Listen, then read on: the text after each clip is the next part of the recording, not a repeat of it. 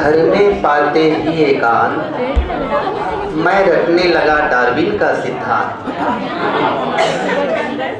क्या हमारे पूर्वज बंदर थे? क्या हमारे पूर्वज बंदर थे? और जब मैं रट रहा था तब पिताजी अंदर थे। वे आए और चिल्लाए, ये क्या बकता है? पूर्वजों को बंदर कहता है? सोचा था पढ़ेगा लिखेगा, बाप दादों का नाम रोशन करेगा। नाम रोशन करना तो दूर, उल्टे बता रहा है उनको लंगूर। पिताजी ने खींच के खांच दिया। मैंने डार्विन साहब को याद किया कि आप तो मर गए, पर मेरी जान मुसीबत में कर गए। बंदर को पूर्वज मानो तो घर में पिटाई, और ना मानो तो स्कूल में धुलाई। मैंने पूछा, सोचा सबसे पूछा जाए और फिर किसी नतीजे पर पहुंचा जाए। फिर वह जिज्ञासु बालक अपने पड़ोसी के पास अपने प्रश्न के समाधान के लिए जाता है। क्या हमारे पूर्वज बंदर थे? तो बोले तुम्हारे होंगे, हमारे तो अग्रवाल थे, अग्रवाल। उस जिज्ञासु बालक की जिज्ञासा शांत नहीं होती और वह उनकी मुलाकात एक सिनेमा के दर्शक से होती है। मैंने सिनेमा के दर्शक से पूछा, क्या आदमी पहले बंदर था? वह बोला, था क्या? आज भी है। विश्वास ना हो तो इस फिल्म के हीरो को देख लो। बंदर से 2 कदम आगे है, और अगर कपड़े निकाल दे तो पूरा का पूरा बंदर है। एक दिन सायंकालीन एक दिन दादाजी सायंकालीन आम के भयंकर शौकीन। एक दिन दादा सायंकालीन आम के भयंकर शौकीन अपने एक मित्र राम दुलारे के संग बाजार को गए। आम का दाम सुन राम दुलारे राम को प्यारे हो गए। दादाजी मुंह लटकाए वापस आए। मैंने दादाजी से पूछा, क्या आदमी पहले बंदर था? दादाजी बोले रोते रोते, काश हम आज भी बंदर होते तो राम दुलारे यूं नहीं मरता। किसी पेड़ पर चढ़ता, जी भर के आम चूसता, ना बाजार जाता ना भाव पूछता। अगर बंदर होता तो राम दुलारे यूं नहीं मरता। जिज्ञासु बालक की जिज्ञासा बनी रहती है और उनकी मुलाकात एक नेता से होती है। हमारा नेता कैसा हो? शिवगामी देवी जैसा हो। हमारा नेता कैसा हो? शिवगामी देवी जैसा हो। हमारा नेता कैसा हो? शिवगामी देवी जैसा हो।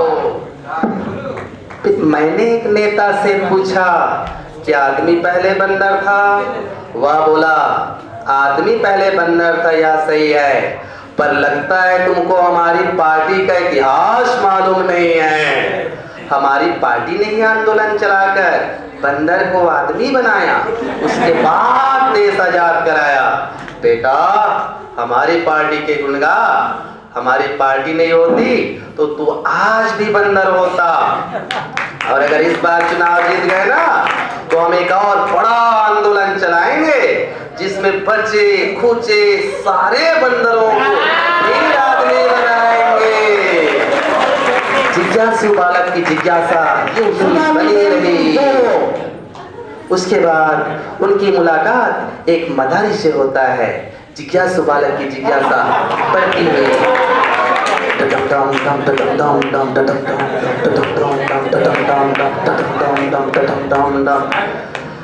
मैंने एक मदारी से पूछा, क्या आदमी पहले बंदर था?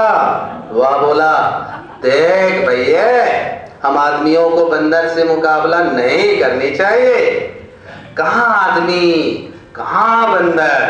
आदमी की आज क्या है कदर, मैं जग बीती नहीं आप बीती सुना रहा हूँ, घर की बात बता रहा हूँ। मेरे एक बंदर जैसा बेटा है और एक ये बेटे जैसा बंदर। मैंने इसे नचा नचा कर उसे पढ़ाया लिखाया, यहाँ तक कि में पास कराया।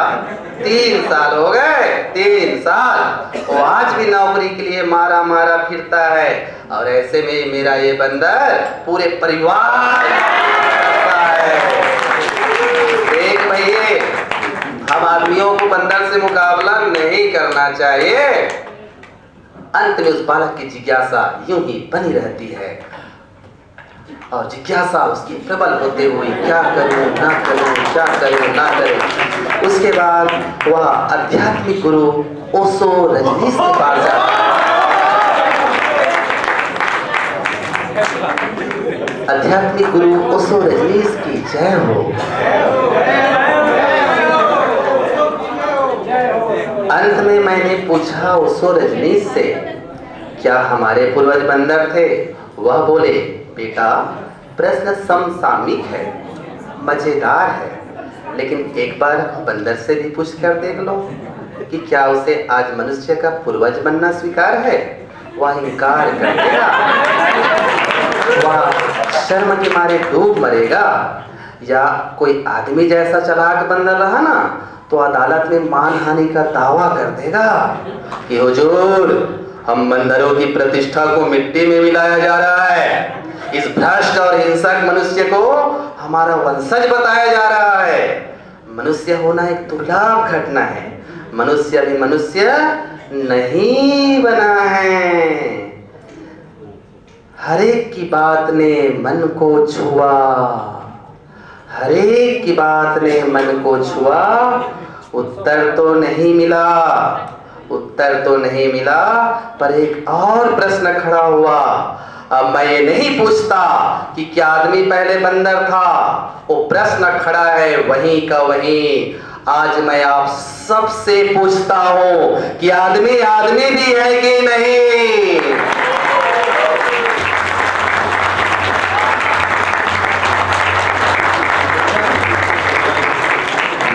मानवता पर करारा व्यक्त करता हुआ यह नाट्य विधा आप देख रहे थे। निश्चित रूप से मानव आज ऐसे हरकत कर रहे हैं कि हम मानवता से दूर हो रहे हैं। पशु भी